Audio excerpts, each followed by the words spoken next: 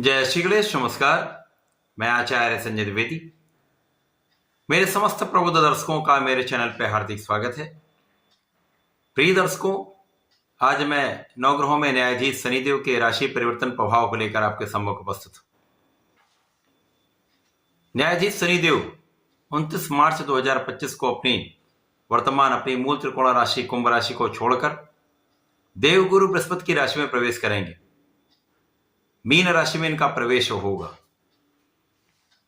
अब क्योंकि शनिदेव एकमात्र ऐसे ग्रह हैं जिनका सर्वाधिक अवधि का गोचर काल होता है, इसी प्रकार से सर्वाधिक राशियों पर इनका प्रत्यक्ष प्रभाव होता है।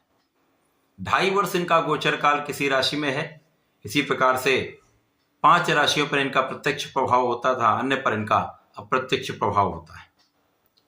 वर्तमान समय में कुंभ, मकर तथा मीन राशियां 7.5 के प्रभाव में हैं, परंतु जब ये राशि परिवर्तन कर लेंगे तो 29 मार्च के पश्चात मकर राशि 7.5 के प्रभाव से मुक्त हो जाएगी तथा मेष राशि पर 7.5 का प्रभाव आरंभ होगा।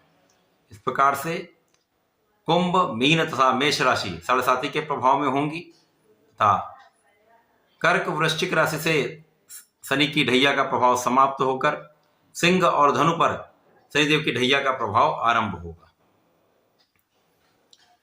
अब शनिदेव कर्म प्रधान देव हैं, कर्मों के अनुसार ही समस्त फल की प्राप्ति कराते हैं।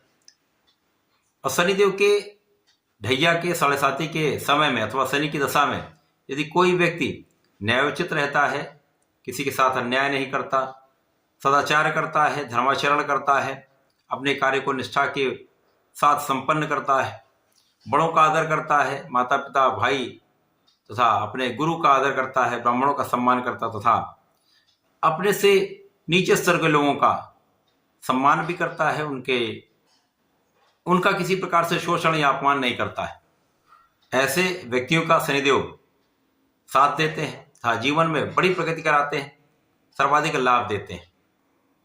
इसके विपरीत आचरण पर शनिदेव सर्वाधिक कठोर दंड देते हैं, क्रूरतम इनका प्रभाव होता है।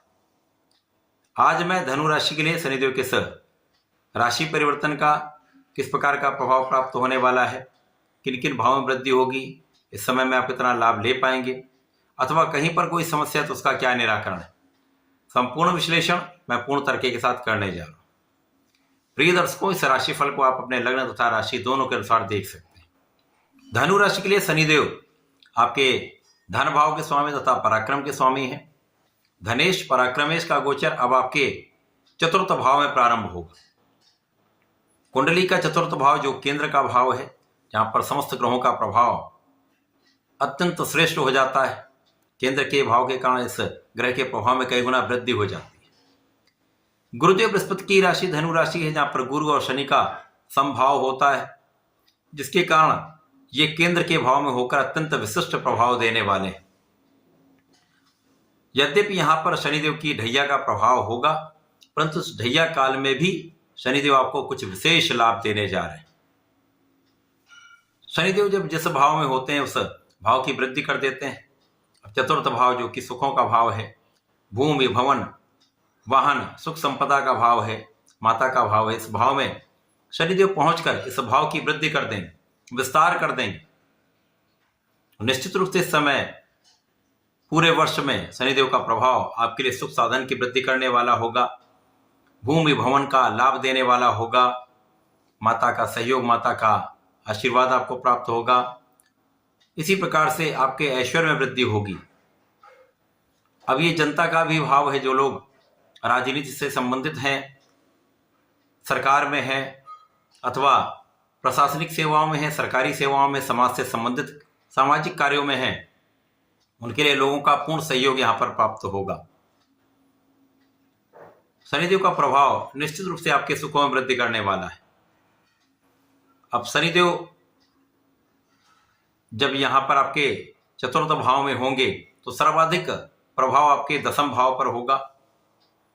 अब शनिदेव का प्रभाव आपके कर्म क्षेत्र को प्रबल करने वाला होगा। इस भाव की प्रबलता आपको प्राप्त होने से आपके कार्य क्षेत्र का विस्तार होगा, कार्य क्षेत्र में वृद्धि होगी, कार्य क्षेत्र में आपका मान सम्मान तथा धन लाभ निश्चित है। यद्यपि इस समय में आपके कार्य क्षेत्र में कुछ अवरोध भी आएंगे, कुछ संघर्ष भी होगा, कुछ समस्याएं आएंगी, परंतु आप उनका सभी का निराकरण करते हुए, सबको साथ लेते हुए, सभी समस्याओं का समापन करते हुए आप अपने कार्य क्षेत्र में आगे बढ़ते जाएंगे। तो एक बड़े पद की प्राप्ति हो सकती है, नए अवसर की प्राप्ति हो सकती है। ये कार्य क्षेत्र के लिए एक अच्छा समय है। यदि आप अपने कार्य क्षेत्र में निष्ठा के साथ लगे रहते हैं, पूर्ण प्रयास करते हैं, तो सर्वाधिक लाभ देने वाला ये वर्ष है। जब शनिदेव का प्रभाव होता तो आप कर्मठ होते हैं, निष्ठा के साथ आप कार्य करते हैं, न्यायोचित रहते हैं, तो इन सब का प्रभाव आपके कार्य क्षेत्र में आपको प्राप्त होने वाला है। शनिदेव का प्रभाव आपकी लग्न को प्रबलता देने वाला होगा। अब शनि का प्रभाव कर्मठ भी बनाता है, आपको दृढ़ संकल्पित बनाता है, आपको न्यायोचित बनाता है, आपको निष्ठावान बनाता है। तथा गुरु का जब प्रभाव आपको मिल जाता है तो आप धैर्यवान होते हैं, विवेकशील होते हैं, आप ज्ञानवान होते हैं, बुद्धिमान होते हैं। तो इस समय में आपके ज्ञान और कर्म का एक विशिष्ट संबंध बन रहा है, जिसका लाभ आपको 100% प्राप्त होगा। इस समय में आपका एनालिटिकल एबिलिटीज बहुत अच्छी होंगी, आपके ज्ञान का भाव प्रबल होगा, साथ में आप एनालिसिस बहुत अच्छा कर पाएंगे। जो लोग अन्वेषण में हैं, रिसर्च के कार्यों में हैं, उनके लिए विशेष समय है। जो साइंटिस्ट हैं, विशेष समय है, सर्वाधिक लाभ का समय है। अतः इस वर्ष में आपको ध्यान कहाँ देना है?